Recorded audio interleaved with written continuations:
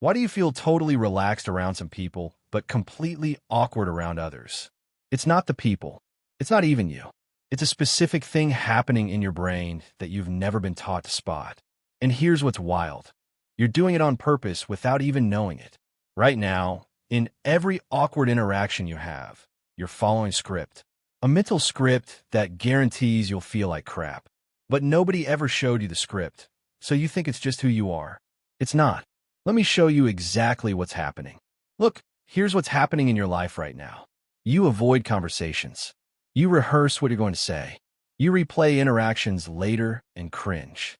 You feel like everyone else got a manual on how to be normal, and you miss the class. And you probably think this means something's wrong with you. It doesn't. What's actually happening is you're running on irrational beliefs, beliefs you've never questioned because they feel so true. Beliefs like I must be interesting, or people must like me, or I shouldn't feel nervous. And every time reality doesn't match these beliefs, your brain freaks out and calls it awkwardness. But here's what I'm going to show you in the next 25 minutes. I'm going to show you the exact thinking patterns that create social discomfort. Not theory, not concepts. The actual sentences you're saying to yourself that make you feel like garbage. And then I'm going to give you a different way to think, one that'll let you walk into any room without that knot in your stomach. This isn't about becoming an extrovert. It's not about faking confidence. It's about stopping the mental terrorism you're committing against yourself every time you interact with another human being.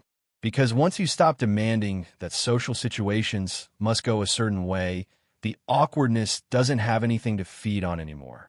You're not going to believe how simple this is. And you're definitely not going to believe how fast it works. So let me start with something most people get completely backwards. They think the situation makes them feel awkward. Someone give them a weird look, boom, awkward feeling. A conversation dies out, boom, awkward feeling. They walk into a party where they don't know anyone, boom, awkward feeling. And they conclude that these situations are causing their discomfort. Wrong. Dead wrong. And this misunderstanding is why you've been stuck feeling this way for so long. Here's what's really happening, and I want you to really get this because it's the foundation of everything else. There's a model I developed called the ABC model. A stands for activating event. That's the thing that happens. The situation, the look someone gives you, the silence in a conversation. B stands for belief. That's what you tell yourself about the activating event. And C stands for consequence, which is your emotional response. Now, most people think a cause is C. They think the event causes the emotion. The party causes the anxiety. The weird look causes the bad feeling. But that's not how it works. B causes C. Your belief about the party causes the anxiety. Your belief about the weird look causes the bad feeling. And this is huge because if A caused C, you'd be screwed. You can't control what happens in social situations. People are going to give you weird looks. Conversations are going to die out. You're going to walk into rooms where you don't know anyone. If those things directly cause your emotions, you'd have no power. But they don't cause your emotions. Your beliefs about those things cause your emotions. And you can change your beliefs. Let me give you an example. Two people go to the exact same party. Same people there. Same music. Same everything. One person feels awkward and miserable. The other person has a great time. How is that possible if the party is what causes the feeling? It's not the party. It's what each person is telling themselves about the party. Person one is thinking, I don't know anyone here. This is terrible. I look like a loser standing alone. Everyone's judging me. Person two is thinking, cool, some new people to meet. I wonder what they're interested in. This could be fun. Same activating event. Different beliefs. Totally different emotional consequences. And right now, you're doing this to yourself in every social situation. Something happens, it's completely neutral, and you immediately assign it a catastrophic meaning. Someone doesn't smile back at you. That's the activating event. Neutral could mean a million things. Maybe they didn't see you. Maybe they're thinking about something else. Maybe they're having a bad day. But what do you tell yourself? You tell yourself they don't like you. You're not interesting enough. You did something wrong. Those are your beliefs. And those beliefs create the consequence, which is you feeling like garbage. Here's what's really messed up. You're not even aware you're doing this. You think you're just responding to reality. Someone doesn't smile, you feel bad. That's just how it is. But there's a whole middle step you're skipping. You're going straight from A to C and ignoring B completely. And B is where all your power is. That's where the solution lives. Because you can't always change A. You can't control whether people smile at you. But you can absolutely change B. You can change what you tell yourself about what happens. And here's the thing. You're already using beliefs to create your emotions. You're just using really bad beliefs. Really irrational, destructive beliefs that guarantee you'll feel awful. So the question isn't whether you're going to use beliefs. You're already doing that. The question is whether you're going to use beliefs that help you or beliefs that hurt you. And right now, you're using beliefs that are absolutely killing you. So what are these beliefs? What exactly are you telling yourself that's making you feel so awkward? Well, there are three big ones. Three core irrational beliefs that create almost all social discomfort.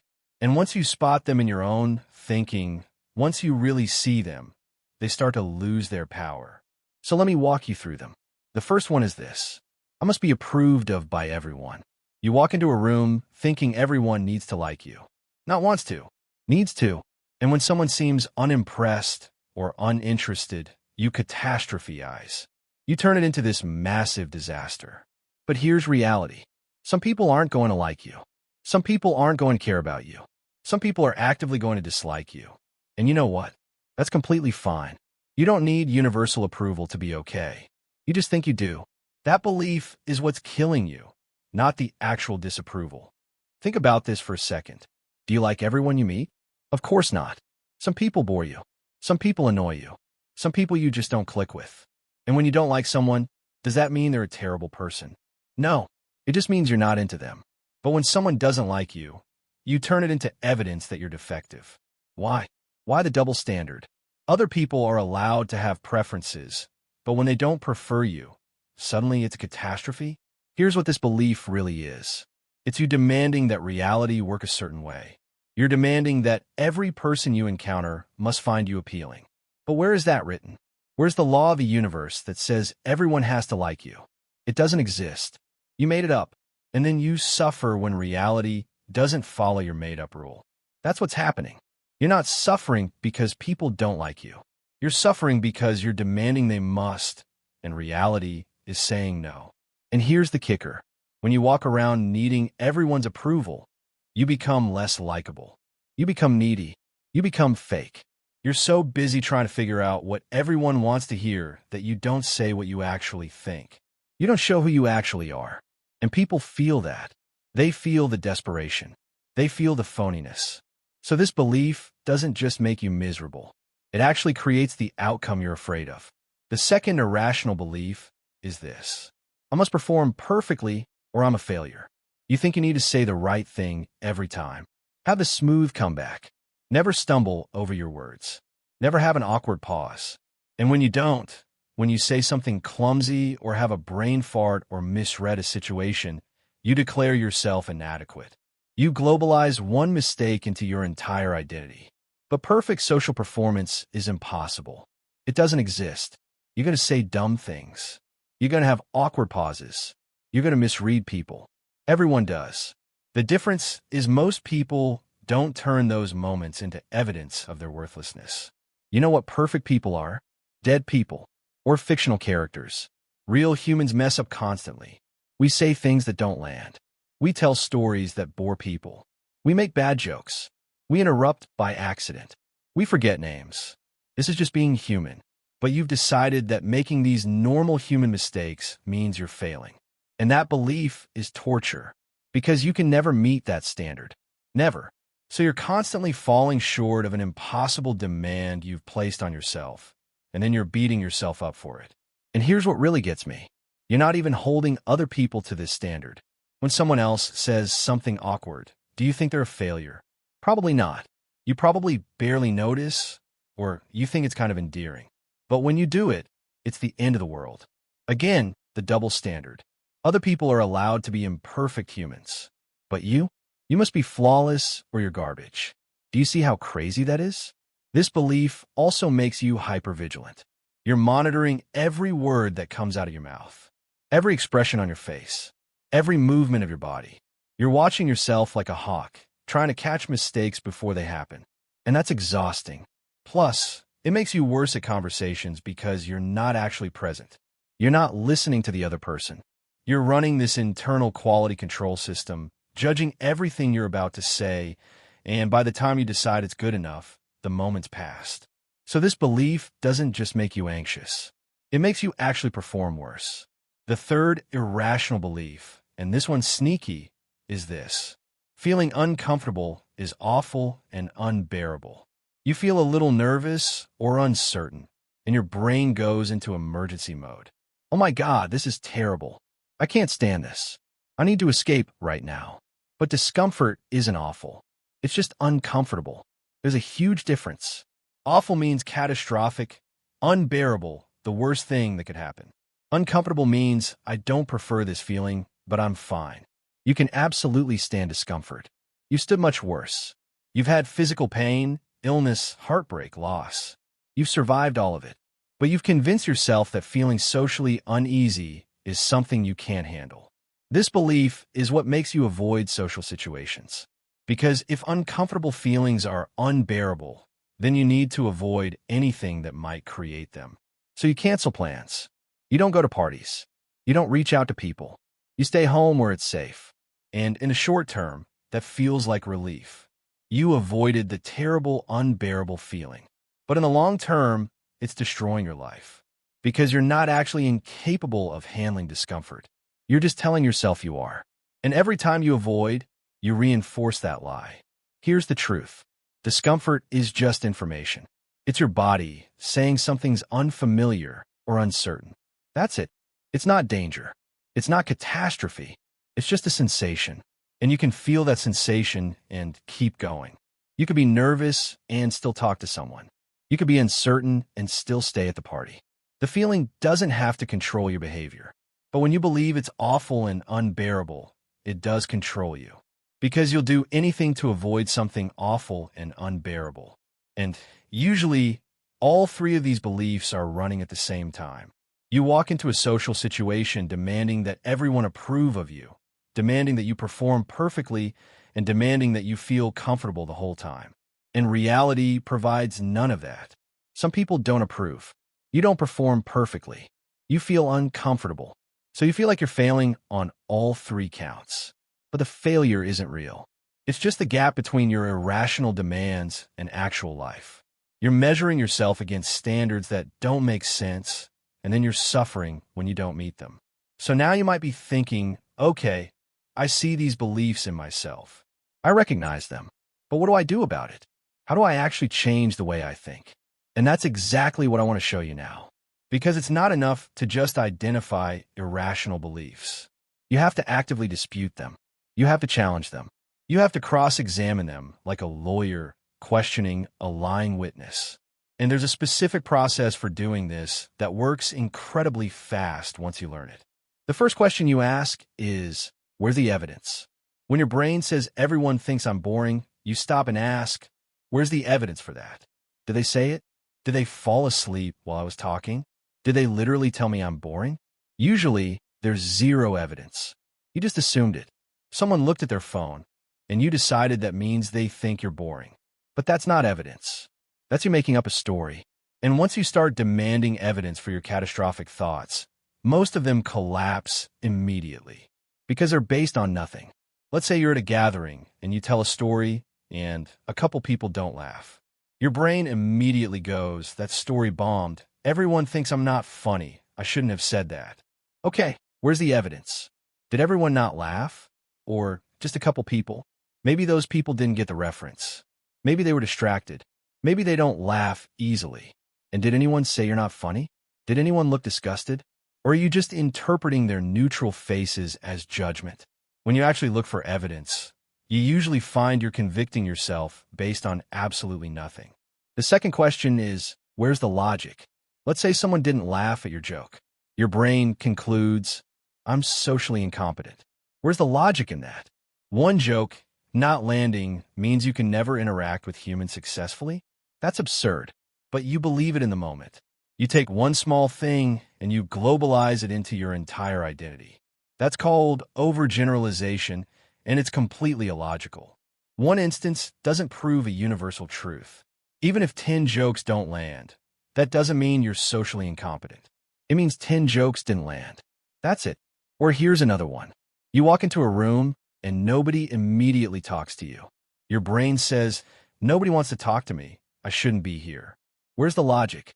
Maybe they're in the middle of conversations. Maybe they haven't noticed you yet. Maybe they're shy too. Them not approaching you in the first 30 seconds doesn't logically lead to nobody wants to talk to me ever. But your brain makes that leap without even checking if it makes sense.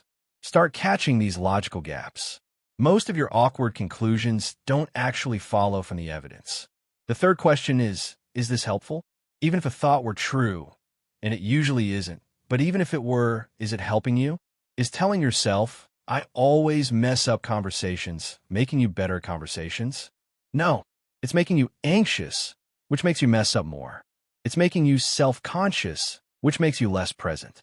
It's making you want to avoid conversations entirely. So even if the thought had some truth to it, it's actively making things worse.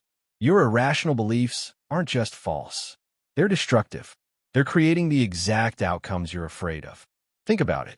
You believe you must be liked by everyone, so you act needy and desperate, which makes people less likely to like you. You believe you must perform perfectly, so you monitor yourself constantly, which makes you stumble more. You believe discomfort is unbearable, so you avoid practice, which means you never get better. Your irrational beliefs are sabotaging you. They're not protecting you. They're hurting you. And once you see that clearly, it becomes easier to let them go. Now here's the most important part. You have to replace your demands with preferences. This is where the real shift happens. Stop saying I must be liked. Start saying I prefer to be liked, but I don't need it. Stop saying this must go well. Start saying I hope this goes well, but if it doesn't, I'll survive. The shift from demand to preference removes about 90% of your emotional suffering. Because demands are rigid. When reality doesn't meet a demand, you feel terrible. But preferences are flexible. When reality doesn't meet a preference, you're disappointed, but okay. Let me give you an example of how this sounds in practice. Old belief, I must make a good impression at this party, or I'm a loser. New belief, I'd prefer to make a good impression, but if I don't, I'm still a worthwhile person who had an off night. See the difference? The first one makes the party feel like a life or death situation. The second one makes it feel like what it actually is, just a party. You're allowed to want things. You're allowed to prefer certain outcomes. But you're not allowed to demand that the universe owes them to you. And when you stop demanding, you stop suffering. Another example, old belief. People must find me interesting or there's something wrong with me. New belief. I like people to find me interesting, but if they don't, that just means we're not a good match. That's fine. The first belief makes every interaction a test of your worth. The second belief makes interactions just interactions. Some work out, some don't, and none of it determines your value as a person. When you really absorb this, when you really internalize that your worth isn't up for debate based on social outcomes, everything changes. So now let me tell you about the real foundation of all of this. The thing that actually ends social awkwardness for good. It's called unconditional self-acceptance. And this is probably the most important concept I'm going to share with you. Most people base their self-worth on their performance. They think, I'm good if I do well socially. I'm bad if I do poorly. Their value is constantly fluctuating based on external outcomes. That's conditional self-acceptance. And it's a disaster. Because you're only as good as your last conversation. You're always one mistake away from being worthless. That's no way to live. Unconditional self-acceptance means you accept yourself as a fallible human being regardless of how any interaction goes. You don't earn worth through smooth conversations. You don't lose worth through awkward ones. Your worth isn't even in question. It's not up for grabs. You're acceptable right now before you say a word, regardless of whether people like you. And this isn't arrogance. This isn't thinking you're perfect. It's the opposite. It's accepting that you're imperfect, and that's completely fine. Here's what most people misunderstand. They think self-acceptance means you love everything about yourself. It doesn't. It means you accept yourself as a complex, flawed human being who does some things well and some things poorly. You can hate how you handle the conversation and still accept yourself. You can want to improve and still accept yourself. You can acknowledge your weaknesses and still accept yourself. Because you're not your behaviors. You're not your performance. You're a person who engages in behaviors and performances, some good, some bad. When you really get this, when you really accept yourself unconditionally, social situations stop being threatening. Because there's nothing at stake. If your worth isn't on the line, what are you nervous about? Someone doesn't like you? That's their preference. You say something dumb? That's a dumb thing you said, not proof you're a dumb person. The conversation goes badly? That's a bad conversation, not evidence of your inadequacy. When you stop globalizing, when you stop turning individual actions into your entire identity, you become free. And here's the paradox. When you stop needing social situations to validate your worth, you actually perform better in them. Because you're not in your head anymore. You're not monitoring and judging every word. You're just talking, just being, and people respond to that. They feel the difference between someone who's desperate for approval and someone who's comfortable with themselves. Ironically, when you stop needing people to like you, they like you more. Because you're authentic. You're present. You're not performing. Let me tell you what this looks like practically. You're at a party. Someone asks what you do. You tell them. They look kind of bored and excuse themselves. Old would spiral. Oh God, I'm boring. I shouldn't have said it that way. They hate me. Everyone's going to think I'm boring. I need to leave. New you, with unconditional self-acceptance, thinks, they weren't interested in that topic.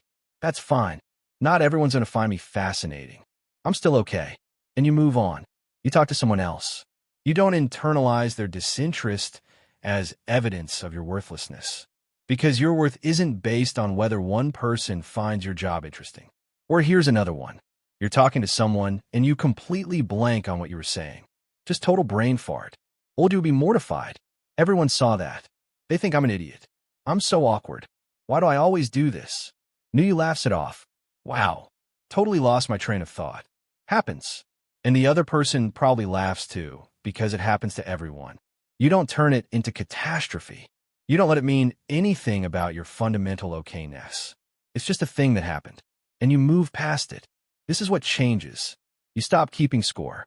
Right now, you're running a constant tally in every social interaction. Did I make a good impression? Did I sound smart? Did they like me? Was I interesting? Did I mess up?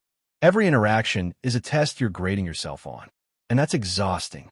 Plus, it makes the interactions worse because you're not actually engaged. You're just performing and judging your performance simultaneously. When you accept yourself unconditionally, the scorecard disappears. You're not testing yourself anymore. You're just interacting. And that feels completely different. Now I know what you're thinking. This sounds great in theory, but what about in the moment? What do I actually do when I'm standing there feeling that awkward feeling rising up? Let me give you the practical technique that you can use right now, today, the next time you feel socially uncomfortable. First, notice the feeling without judging it. You feel awkward. Okay, don't fight it. Don't hate yourself for it. Just notice, I'm feeling uncomfortable right now. That's it. No drama. No, God, I'm awkward again. What's wrong with me? Just observation. The feeling is information, not evidence of failure. You're just noticing what's happening in your body. That's the first step. Just awareness. Second, catch the demand. Ask yourself, what am I demanding right now? Usually it's one of the big three. They must like me. I must say something perfect. I must feel comfortable. Spot the demand. It's fast once you know what to look for. You'll feel it as this rigid, pressured thought. This sense that something must happen or it's a disaster. That's a demand. Catch it. Third, dispute it fast. You don't need a 10-minute internal debate. Just hit it with one question. Says who? Where's the evidence? Why must I? 30 seconds. That's enough to crack the belief's grip on you. Someone's not laughing at your story. You catch yourself thinking they must be bored. I'm boring. Dispute it. Where's the evidence they're bored? Maybe they're tired. Maybe they're thinking about something else. Why must they laugh? Says who? Quick dispute. That's all you need. Fourth, choose the rational alternative. Replace the demand with a preference. I like them to like me, but I don't need it. I prefer to say something good, but if I don't, I'm still okay. Say it to yourself like you mean it. Not as an affirmation you're hoping becomes true. As a fact you're reminding yourself of. Then continue the conversation from that place. You'll feel the shift immediately. The tightness in your chest eases. The self-consciousness fades. You become more present. And the conversation usually gets better as a result. This whole process takes maybe 30 seconds once you've practiced it a few times.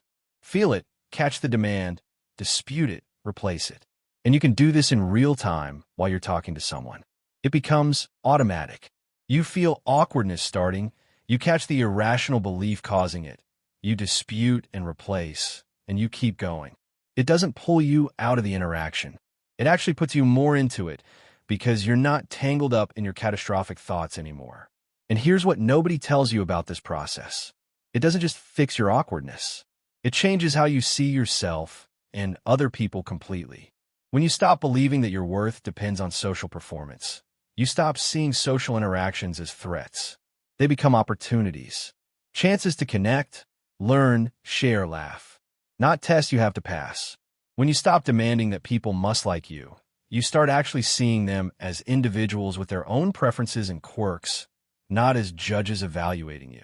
When you stop demanding comfort, you become willing to try new things, meet new people, have new experiences. Because discomfort isn't the enemy anymore. It's just part of being alive. You also stop monitoring yourself constantly.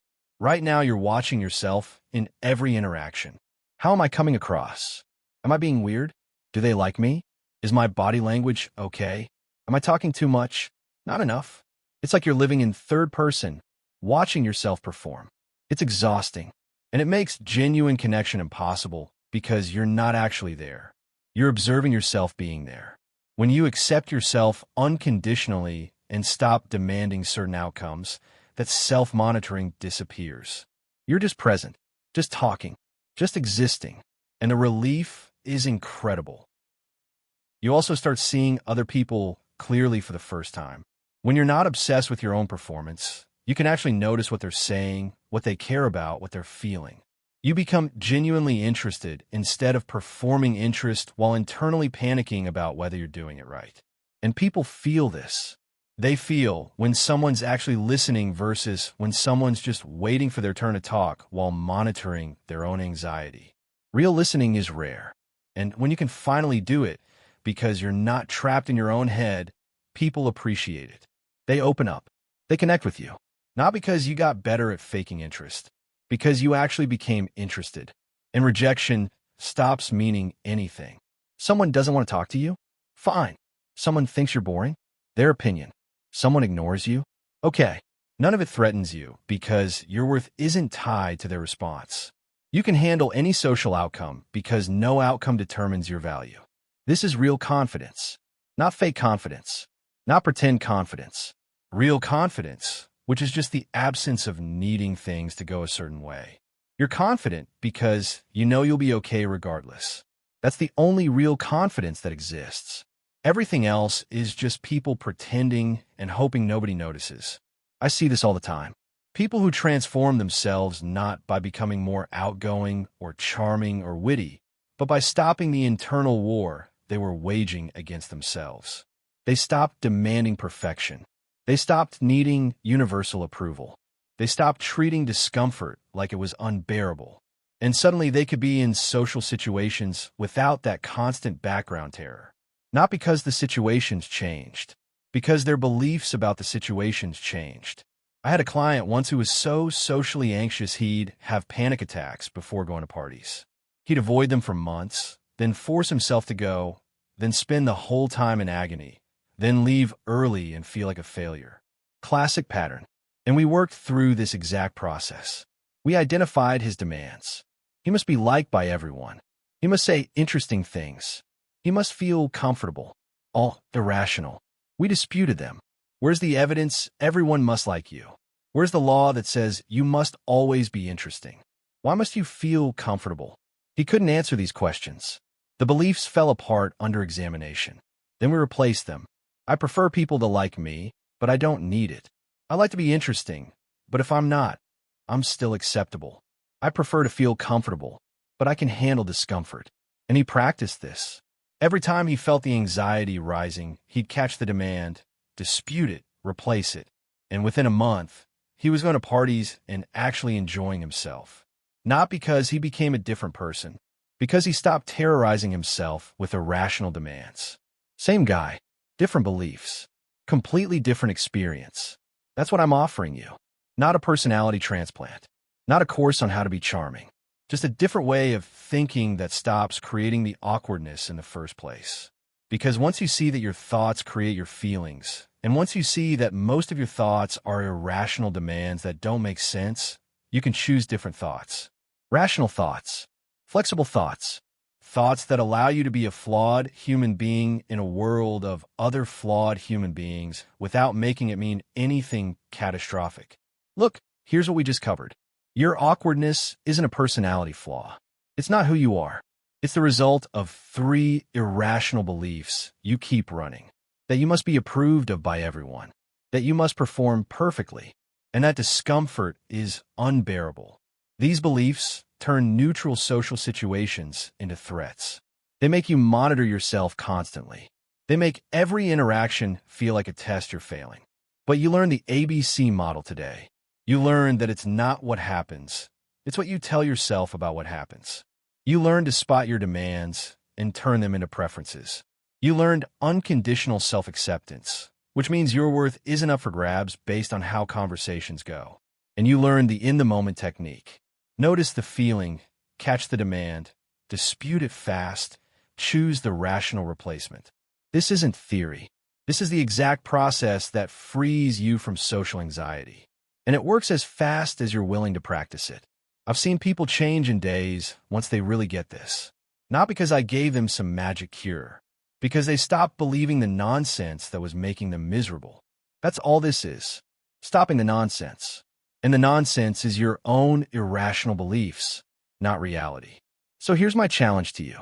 Next time you feel awkward, don't run from it. Don't hate yourself for it. Get curious.